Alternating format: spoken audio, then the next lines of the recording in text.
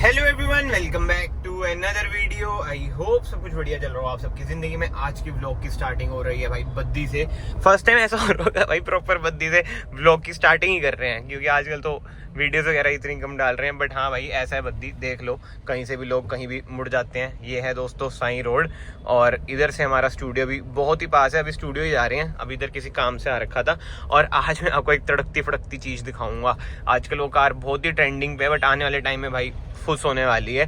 तो चलते हैं भाई स्टूडियो। ये सामने आप देख सकते हो जाम वगैरह कितना है। एक बार जाम वगैरह हम क्रॉस कर लें, फिर दिखाता हूँ मैं आपको क्या चीज़ आ रखी है। वैसे यार वही ना, हाइप तो मैं ऐसे बनाता हूँ जबकि मुझे पता है कि थंबनेल टाइटल में सब जगह मैंने लिख ही रखा होगा, दिख ही रही होगी वो चीज़।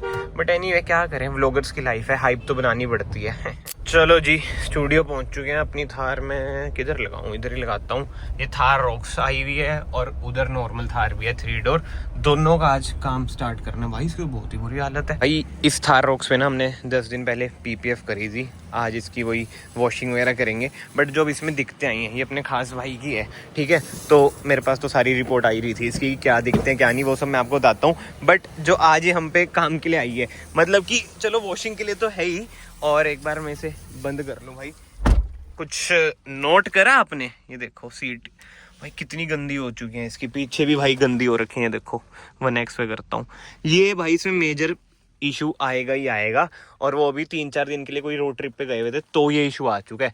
छत छुत तो चलो फिर भी ठीक है, साफ सुथरी है। बट यार इसका क्या करें, ये तो भी कैमरे में आपको ऐसे जितना लग भी नहीं रहा होगा। ये देखो 2x खराब लग रहा है, 5x पे तो और ज़्यादा लगेगा। बट यार बहुत ही मेजर दिक्कत है ये थार रॉक्स में आपकी। बाकी एक बार ना मैं कार स्टार्ट करता हूँ, एंड ये वाली दिक्कत चलो सॉल्व हो जाती है। वैसे जो ये वाली दिक्कत है ये भी सॉल्व हो ही चुकी है। बट यार एक बार खुद सोचो कितने पैसे आपके खर्च होंगे। देखो देखो, इंटीरियर ड्राई क्लीनिंग अगर आप अच्छी जगह से कराओगे तो थोड़ी सी कॉस्टली तो होगी। आप वैसे आ सकते हो भाई डिटेलिंग जिला, फोन नंबर वगैरह ना स्क्रीन पे आ ही रहे होंगे। तो आओ भाई, किस चीज़ का वेट कर रहे हो, थार रॉक्स ले रखी है तो आओ, कोटिंग कराओ, पीपीएफ कराओ, इंटीरियर ड्राई क्लीनिंग तो आपको करवानी पड़ेगी। बट एनीवे, अब मेन चीज़ आ जाती है भाई, इस कार में, न्यू कार में ना इतने इशू आ रहे हैं ना, मैं क्या ही बताऊँ। अभी ना स्क्रीन पे आप देखो भाई, एरर पढ़ा आपने क्या लिखा हुआ है कि भाई रॉन्ग डेफ। अब इसका मतलब ये होता है कि कंपनी वालों ने गलत ही डेफ इसमें डाल रखा है, और जबकि नई कार है, बाहर से तो डलवाया ही नहीं इसमें डेफ, फिर ये एरर आ रहे हैं। इसके बाद एक और एरर आया, वो भी आप स्क्रीन पे देख लो। मतलब देख रहे हो आप कितने ज्यादा बुरे हाल हैं भाई महिंद्रा एज अ ब्रांड के। अब यार एक वीडियो मैंने बनाई हुई है, पता नहीं वो मैंने अभी डाली है नहीं डाली, मतलब मैं बहुत सोच रहा हूँ उसे डालने से पहले, क्योंकि वो थोड़ी है कंट्रोवर्शियल वीडियो है ना, मतलब कि बड़ी धमकियां दे देते हैं यार लीगल केस वगैरह की, ये सब चीज़ों की। तो अभी तक मैंने डाली नहीं। बट यार न्यू थार रॉक्स में ये सब दिखते ना मायने रखती हैं। इतनी महंगी कार है, 21-22 लाख की पड़ी है, ऑटोमेटिक 4x2 MX5 वेरिएंट है। और ये 3 डोर खड़ी है हमारी, इसमें तो चलो कोई दिक्कत नहीं आती, क्योंकि ये है सेकंड लॉट्स की कार, सेकंड या थर्ड लॉट्स की कार।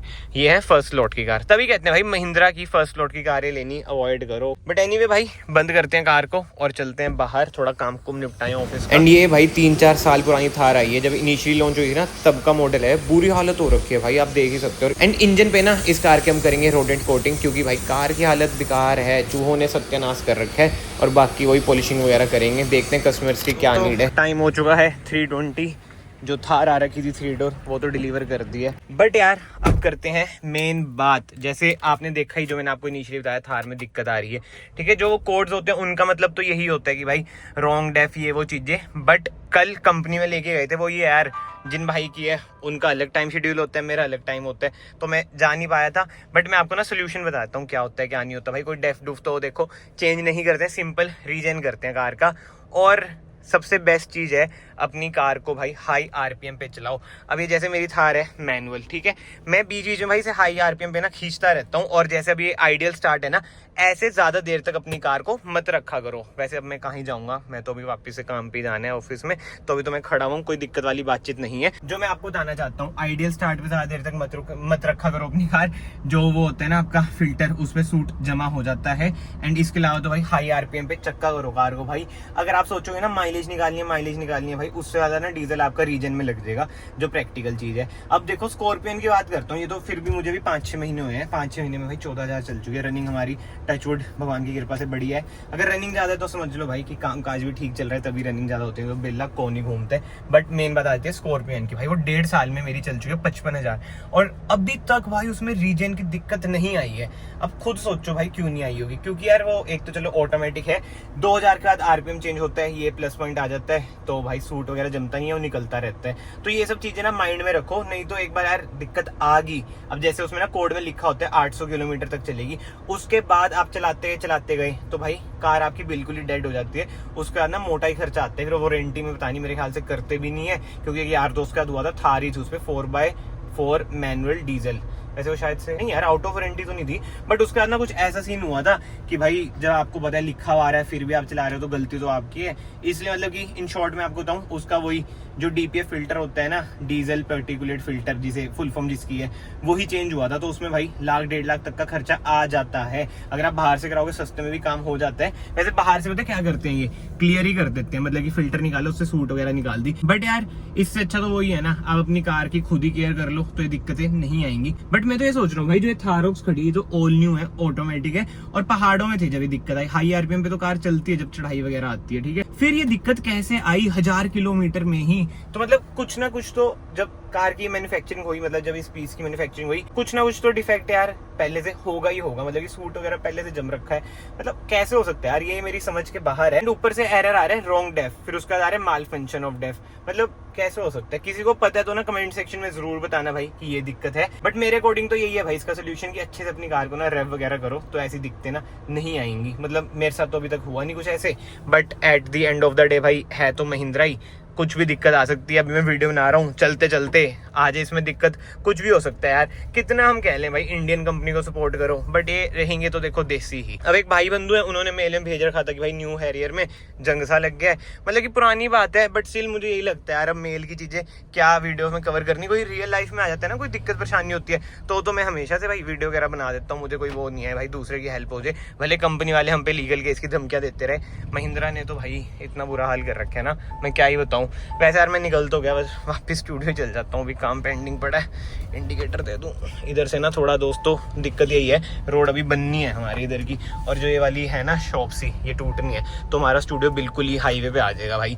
पर ठीक है, पहली भाई फर्स्ट मूवर एडवांटेज अपनाओ कि आगे आगे थोड़ा आपको ज़्यादा फायदा हो। अभी तो पेशेंस के साथ अभी अपने को काम करना पड़ता है, थोड़ा सा फुटफॉल कम होता है, बट जब ये बिल्कुल ही हाईवे पे आ जाएगी ना, तब आप खुद सोचो मौज हो जाएगी। And to be very honest ना, 200K पे मेरा भी यही मन था कि मैं थाररॉक्स ले लूं, क्योंकि इजीली मिल रही है, और एक दो भाई बंधुओं को भी दिलवाई है।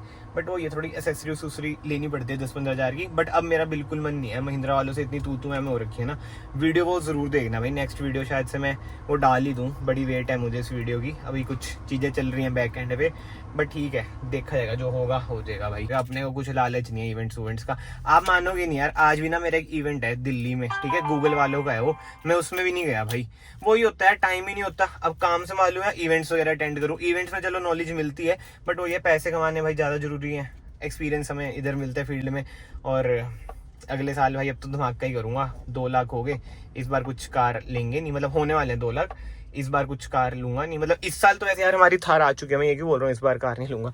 अगले साल भाई बेस्ट धमाका करूंगा, मतलब जिसे कहते हैं ना सेगमेंट कुछ ऐसा हिट करेंगे ना, आप लोग भी कहोगे भाई मौज कर दी। बट ठीक है यार, ज्यादा भी बोलते नहीं है, क्या होता कुछ हो भी ना भाई, टाइम का कुछ नहीं पता, भगवान आज दे रहा कल ना दे, देखते हैं क्या होता है क्या नहीं। बट अगर आप लोग इस वीडियो में तक बने हुए हैं, यहाँ से ना वीडियो को लाइक कर देना, चैनल को यहाँ से सब्सक्राइब कर देना। मैं आप सबको मिलता हूँ नेक्स्ट वीडियो में। Till then bye, take care.